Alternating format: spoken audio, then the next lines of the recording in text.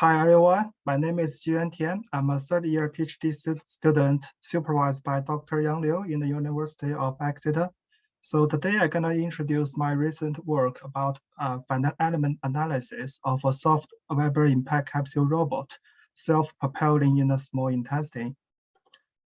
So I'm gonna start with this presentation by sharing with you the background and the motivation of this study, followed by the working principle and the prototype of our Vibro-Impact capsule system. And then I'm gonna talk about our previous work. Next, the finite element modeling and the small intestine property used in this study will be introduced in this section. On the next section, I'm gonna focus on the FE result and the experimental demonstration. Finally, I'm gonna finish this talk by summarizing some main findings and the future works. Okay, the first issue involves the background of the capsule endoscope. The burden of the gastrointestinal disease worldwide is highway for patients.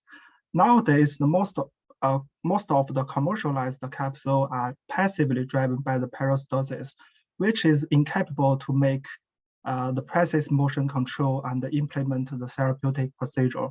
So there are several groups that working on the active capsule robots can solve this problem, such as the pedal type capsule, leg capsule, spiral type capsule, propeller-based capsule, inchworm-like capsule, and our Vibro-Impact capsule shown on the corner, which is driven by the vibration and the impact. So the working principle of our Vibro-Impact shown on this slide, as you can see from the physical model, the capsule contains the hard smooth shell, and the inner mass connect to the shell by a spring K and a damper C. The inner mass is driven by the external electrical magnetic field. In this study, we are using the square wave excitation. So there are several key factors that can be adjusted to control the capsule motion, such as the PD, amplitude, T, time duration, and the D, duty cycle. So the inner mass under the excitation has ability to impact with the front spring K1 and the back spring K2. When the interaction force between the inner mass and the capsule Fi exists the environmental force Fi, the capsule can move forward or backward. And this is the dynamic equation of the capsule motion. For our soft capsule prototype, Vibro-Impact capsule prototype, you can see here, it is 26 millimeter in length and 11 millimeter in diameter, which is the same as the standard size capsule endoscope currently being used in the hospital. And the front spring K1 and the back spring K2 was made by the primary constraint and the secondary constraint, and the inner mass was made by the T-shaped permanent magnet. From our previous work, you can see from the upper panel, we did 2D FE modeling and experimental investigation. Both the contact pressure and the friction force shows the oscillation when the capsule travels on the substance. And when you compare the experimental result with the FE 2D model result, you can see the either forward motion or backward motion, they are all shows a good agreement. So the benefit we get from the FE model is we can obtain the contact pressure between the capsule and the supporting surface.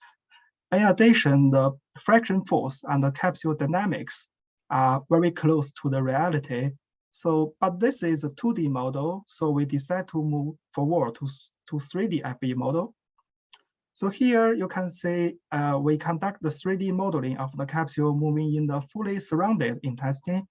And in order to reduce the secondary damage from the vibrating capsule, we also try to coat the capsule using a layer of the elastomers. So in this study, there are 3 scenarios to explore the effect of the coated elastomer, such as the different coating stiffness, different thickness, and the different excitation on the capsule. And to reduce the FE computational time, you can see here, we then use the quarter symmetric model. In this simulation, we first move the capsule directly to a particular position. Once the capsule is stabilized, we then start the excitation. As you can see, the T-shaped magnet is driven by a square wave force, and the capsule moves forward with impact with primary constraint and secondary constraint. Another very important factor doing the FE analysis is the small intestine property. So we consider the small intestine as a viscoelastic material, which consists of the 2 elastic spring and 1 dashboard. To detect the stress relaxation of this material, 2 pair of the strain gauges was applied on the capsule and then pushed the capsule to the contractive intestine and then stopped for a few minutes. From the result, we can see this is the time history of the contact pressure. After this experimental, we summarize all the parameters to the left table and ready for use to the final element analysis. Since there are numerous FE models in each scenarios, a typical FE model was selected as a case study to analyze the capsule-intestine interactions. It is quite clear to see the capsule moves forward overall with forward motion and backward motion. An interesting phenomena is the contact pressure is highly corresponding to the capsule motion. As you can see from the green point here, in this, the green area shows the capsule under the excitation force. And when capsule has the relative maximum contact pressure shown on the green point here, the capsule move forward. And when they have the relative lowest contact pressure, the capsule moves backward. And when you see the contact pressure distribution here, the maximum contact pressure occur at the rear of the capsule when capsule move forward. However, the maximum contact pressure occur at the height of the capsule when the capsule has the relative lowest displacement. Below this real-time contact pressure distribution, you can see here we have the results with the elastomer coating and without the coatings. Although they are under the same excitation, the dynamics of the capsule are totally different. For example, when the capsule with coating, the capsule has a big chance to impact with the back constraint. However, when the capsule without coating, the capsule have the big chance to impact with the front constraint. It also can be seen from the inner mass acceleration. The value of the acceleration of the inner mass for forward impact is much larger than the backward impact. And when we increase the Young's modulus of the coating elastomer, the both maximum contact pressure and the average contact pressure increase, especially when you look at the capsule without coating indicated by the PE. The maximum contact pressure increased dramatically to 65 kilopascal.